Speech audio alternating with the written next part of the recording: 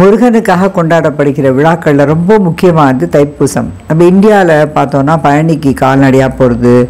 ஏன்னா அன்றைக்கி முருகன் தன் தாயாகிய பார்வதி தேவியிடமிருந்து சக்தி வேலை வாங்கி அரக்கர்களை அழித்ததை குறிக்கும் திருவிழா இது. அந்த தைப்பூசத்தை நம்ம சிங்கப்பூர், மலேசியா அங்கெல்லாம் ரொம்ப விமரிசையாக கொண்டாடுறது கேள்விப்பட்டிருக்கோம். இப்போ அமெரிக்காவில் இதே மாதிரி நம்ம எப்படி இந்தியாவில் கால்நடையாக பயணிக்க போகிறோமோ அதே மாதிரி அங்கேயும் கால்நடை பயணம் மேற்கொண்டு ரொம்பவும் பக்தி சிரத்தையோட முருகனை வழிபட்ட அந்த அனுபவத்தை என்னுடைய ரிலேட்டிவ் மிஸ்ஸஸ் கவிதா அவர்கள் நம்மோடு பகிர்வதற்கு வருகிறார்கள். அதை கேட்கும்போது எனக்கு ரொம்ப ஆச்சரியமாக இருந்தது. என்ன ஒரு அருமையான முன்னேற்பாட்டோட கூடிய ஏற்பாடுகள், அங்கங்கே நேம் போர்டு, எப்படி போகணுங்கிறதுக்கு அங்கங்கே டாய்லெட்ஸ் அண்ட் தண்ணி குடிக்கிற இடம் ரொம்ப அருமையாக பண்ணியிருக்காங்க. நம்ம இன்னும் அவங்கக்கிட்ட கற்றுக்கிறதுக்கு நிறையா இருக்குது அப்படின்னு தோணித்து, அதனால் இந்த சுவையான பகிர்வை நான் உங்களோட பகிர்ந்துக்கிறேன். இதை அனுப்பிய திருமதி கவிதா அவர்களுக்கு இந்த மனமார்ந்த நன்றியும் பாராட்டுதல்களும். நீங்களும் அதை கேட்டு என்ஜாய் பண்ணுவோம். வெற்றிவேல் முருகனுக்கு அரகரோகரா. நமஸ்காரம். என் பேர் கவிதா. நான் சானோசே கலிஃபோர்னியாவில் இருக்கேன். இங்கே பக்கத்தில் ஒரு முருகன் கோயில் இருக்குது. கான்கர்ட் அப்படிங்கிற இடத்துல ஒரு முருகன் கோயில் இருக்குது.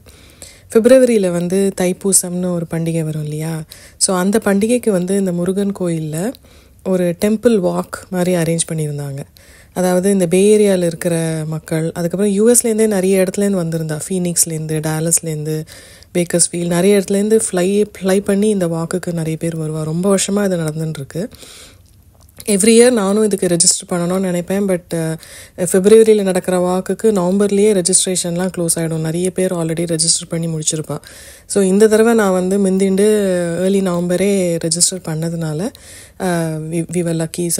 பிப்ரவரியில் வாக்குக்கு போக முடிஞ்சது.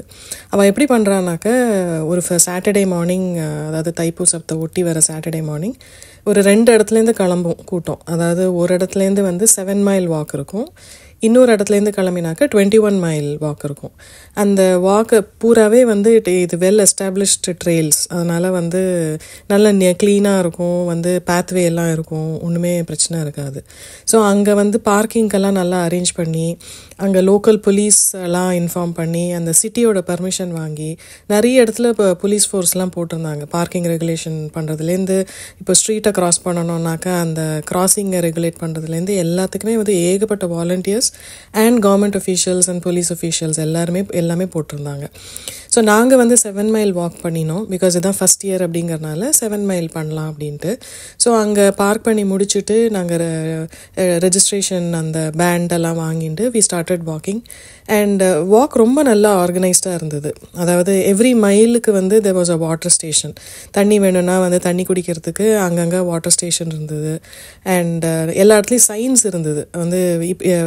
இங்கேருந்து இன்னும் 1/2 மைலில் உங்களுக்கு தண்ணி கிடைக்கும், இங்கேருந்து இன்னும் ஒரு லெஸ் தென் மைலில் உங்களுக்கு ஸ்நாக்ஸ் கொடுப்பாங்க.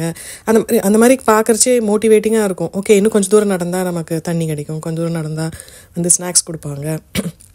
ப்ளஸ் போகிறவங்க நிறைய பேர் சஷ்டி கவசம் அந்த மாதிரி பாட்டெல்லாம் சத்தமாக போட்டுண்டு குரூப்பாக முருகன் இது ஸ்லோகம் சொல்லிண்டு, ஸோ அந்த மாதிரி நடக்கிறச்சே அந்த வைப்ரேஷன்ஸே ரொம்ப நல்லா இருந்தது. அண்ட் ஸ்நாக்ஸுமே நல்லா வெல் தாட் த்ரூ ஸ்நாக்ஸ்ன்னு நான் சொல்லுவேன்.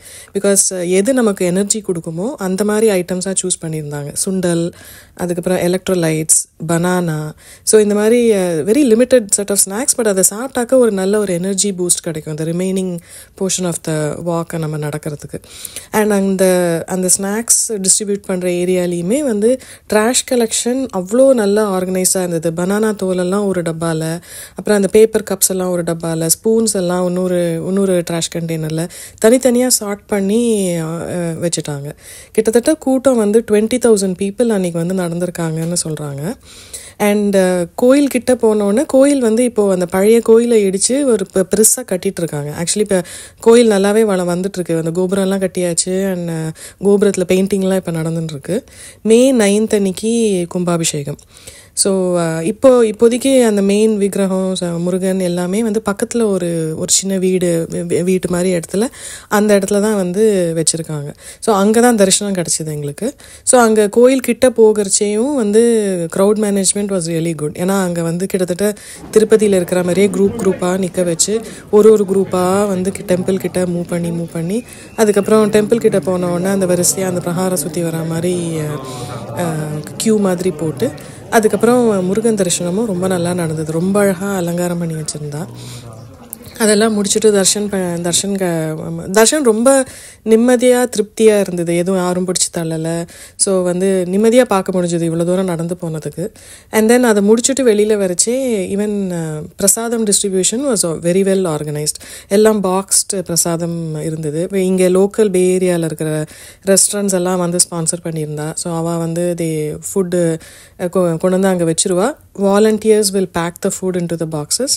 அண்ட் அந்த பாக்ஸஸ் வந்து ரொம்ப வெல் டிஸ்ட்ரிபியூட்டடாக எல்லாருக்கும் கொடுத்தா. அண்ட் எக்ஸ்ட்ரா பாக்ஸஸும் நம்ம கேட்கலாம். அப்பா அம்மா ஆற்றுல இருந்ததுனால அவளுக்கும் பிரசாதம் கொண்டு வர முடிஞ்சது. ஸோ பிரசாதம் எடுத்துன்னு வந்து இப்போ நம்ம 7 மைலோ இல்லை 21 மைலோ நடந்து வந்திருக்கோம் இல்லையா. ஸோ திருப்பி நம்ம வந்து கார் பார்க் பண்ணுற இடத்துக்கு போகணும். ஸோ அதுக்கும் வந்து ஷட்டில் பஸ்ஸஸ் அரேஞ்ச் பண்ணியிருந்தா.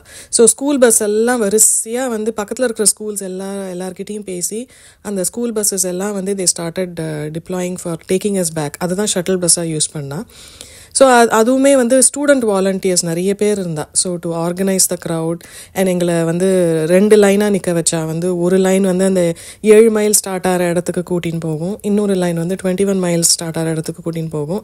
எவ்ரி 5 minutes பஸ்ஸு வந்து பிக்கப் பண்ணிட்டு போயிட்டே இருந்தது. ஸோ அதனால் அதுவுமே ப்ரெட்டி ஸ்ட்ரீம்லைண்டாக இருந்தது. ஸோ அந்த பஸ்ஸு எங்களை கொண்டு போய் மறுபடியும் பார்க்கிங் ஸ்பாட்டுக்கு விட்டுடுத்து. அண்ட் தென் அங்கேருந்து நாங்கள் பார்க் பண்ணியிருந்த வண்டி எடுத்துட்டு வீட்டுக்கு வந்துட்டோம். So overall it was a very good experience. நல்ல தரிசனம் கிடச்சிது.